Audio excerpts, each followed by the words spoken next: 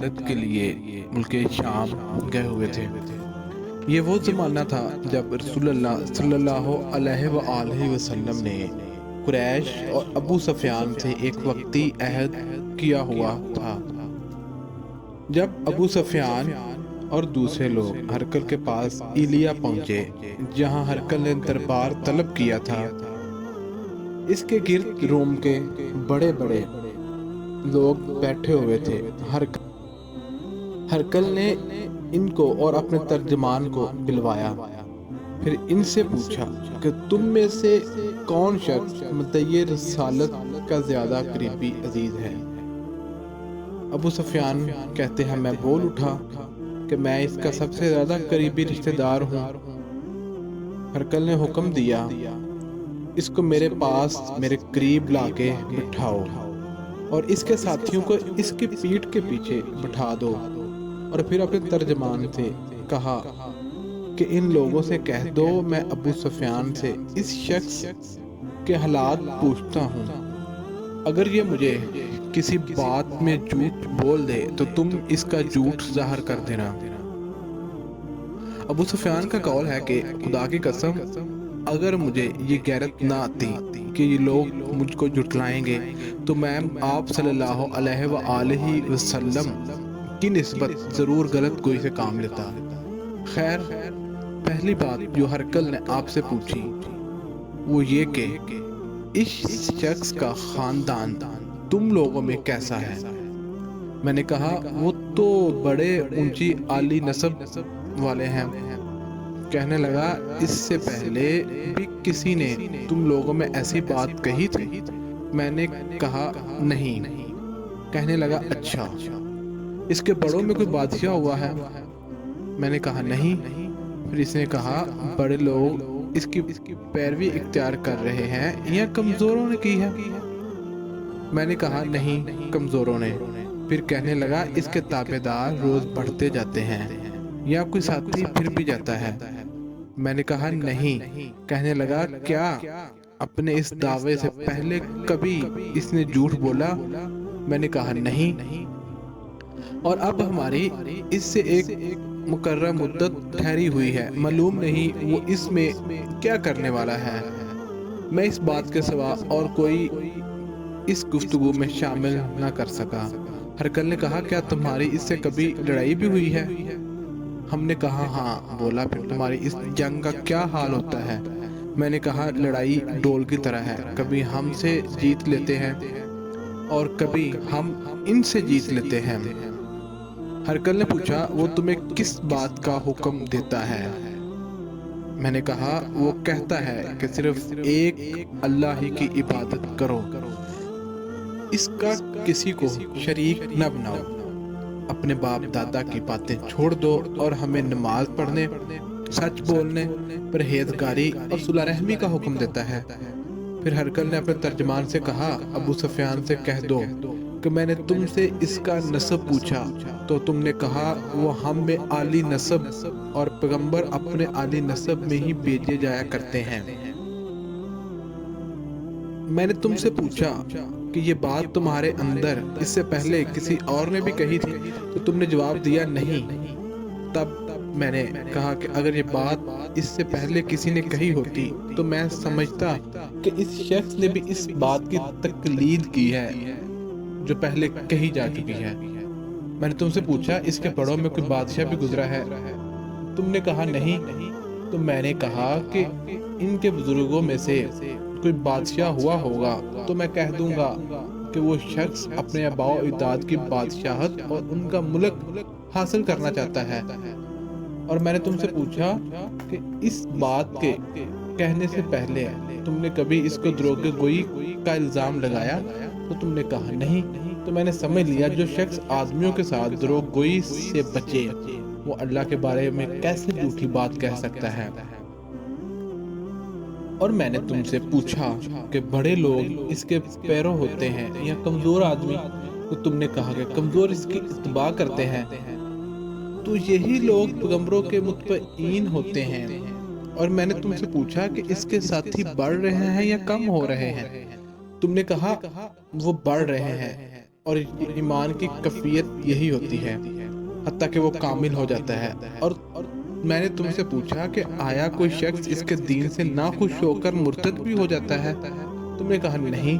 تو میں نے ایمان کی خاصیت بھی یہی ہے کہ جن کے دلوں میں اس کی مسرت رچ جائے وہ اس سے لوٹا نہیں کرتے۔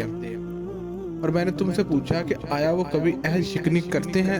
تم نے کہا نہیں، پیغمبروں کا یہی حال ہوتا ہے، وہ عہد کے خلاف ورزی نہیں کرتے۔ اور میں نے تم سے کہا کہ وہ تم سے کس چیز کے لیے کہتے ہیں؟ تم نے کہا وہ ہمیں حکم دیتے ہیں اللہ کی عبادت کرو، اس کے ساتھ کسی کو شریک نہ ٹھہراؤ، اور تمہیں بتوں کی پرستش سے روکتے ہیں، سچ بولنے اور پرہیزگاری کا حکم دیتے ہیں۔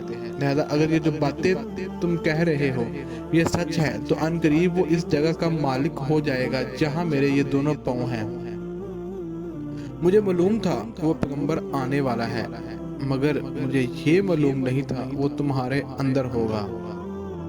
اگر میں جانتا کہ اس شخص تک پہنچ سکوں گا تو اس سے ملنے کے لیے ہر تکلیف گوارا کرتا۔ اگر میں اس کے پاس ہوتا تو اس کے پاؤں دھوتا۔ ہرقل نے رسول اللہ صلی اللہ علیہ وآلہ وسلم کا وہ خط منگایا جو آپ نے دہیہ کلبی رضی اللہ تعالیٰ عنہ کے ذریعے حاکم بصرہ کے پاس بھیجا تھا، اور اس نے وہ ہرقل کے پاس بھیجا تھا۔ پھر اس کو پڑھا تو اس میں اللہ کے نام کے ساتھ جو نہایت مہربان اور رحم والا ہے، اللہ کے بندے اور اس کے پیغمبر محمد صلی اللہ علیہ وآلہ وسلم کی طرف سے یہ خط ہے شاہ روم کے لیے۔ اس شخص پر سلام ہو جو ہدایت کی پیروی کرے۔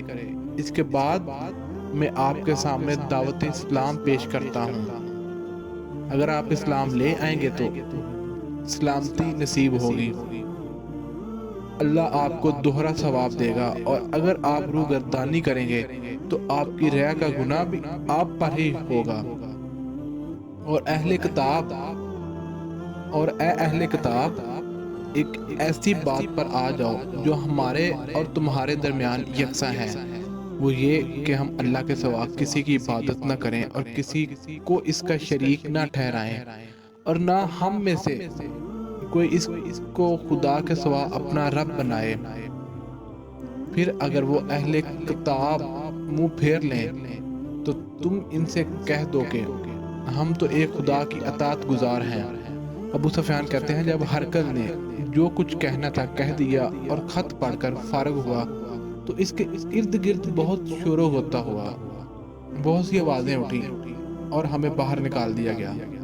تب میں اپنے ساتھیوں سے کہا کہ ابو کبشہ کے بیٹے کا معاملہ تو بڑھ گیا ہے، اس سے بنی اسفر کا بادشاہ بھی ڈرتا ہے۔ مجھے اس وقت سے اس بات کا یقین ہو گیا کہ حضور صلی اللہ علیہ وآلہ وسلم ان قریب غالب ہو کر رہیں گے، حتیٰ کہ اللہ نے مجھے مسلمان کر دیا۔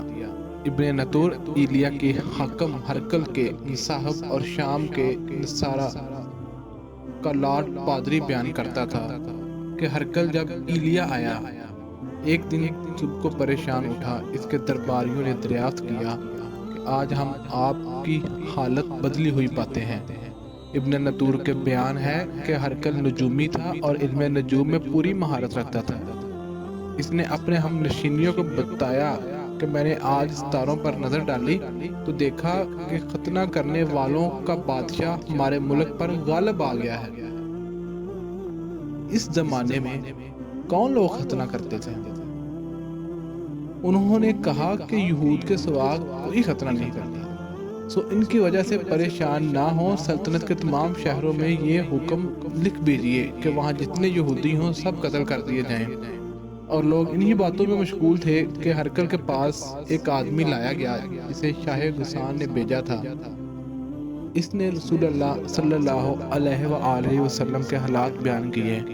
جب ہرقل نے سن لیے تو کہا جا کر دیکھو وہ ختنہ کیے ہوئے ہے یا نہیں۔ انہوں نے اسے دیکھا تو بتلایا کہ وہ ختنہ کیا ہوا ہے۔ ہرقل نے جب اس شخص سے عرب کے بارے میں پوچھا تو اس نے بتایا کہ وہ ختنہ کرتے ہیں۔ تب ہرقل نے کہا کہ یہی اس امت کے بادشاہ ہیں جو پیدا ہو چکے ہیں۔ پھر اس نے اپنے ایک دوست کو رومیہ خط لکھا، اور وہ بھی علم نجوم میں ہرکل کی طرح ماہر تھا۔ پھر وہاں سے ہرکل ہمس چلا گیا۔ ابھی ہمس سے نکلا نہیں تھا کہ اس کا دوست کا خط آ گیا۔ اس کی رائے بھی حضور صلی اللہ علیہ وآلہ وسلم کے ظہور کے بارے میں ہرکل کے موافق تھی کہ محمد صلی اللہ علیہ وآلہ وسلم پیغمبر ہیں۔ اس کے بعد ہرکل نے روم کے بڑے آدمیوں کو اپنے حمس کے محل میں طلب کیا، اور اس کو حکم سے محل کے دروازے بند کر لیے گئے۔ پھر وہ باہر آیا اور کہا، اے روم والو، کیا ہدایت اور کامیابی میں کچھ حصہ تمہارے لیے بھی ہے؟ اگر تم اپنی سلطنت کی بقا چاہتے ہو تو پھر اس نبی کی بیعت کر لو اور مسلمان ہو جاؤ۔ پھر وہ لوگ وحشی گدھوں کی طرح دروازوں کی طرف دوڑے، انہیں بند پایا۔ آخر جب ہرکل نے ان کی یہ نفرت دیکھی اور ان کے ایمان لانے سے مایوس ہو گیا تو کہنے لگا کہ ان لوگوں کو میرے پاس لاؤ۔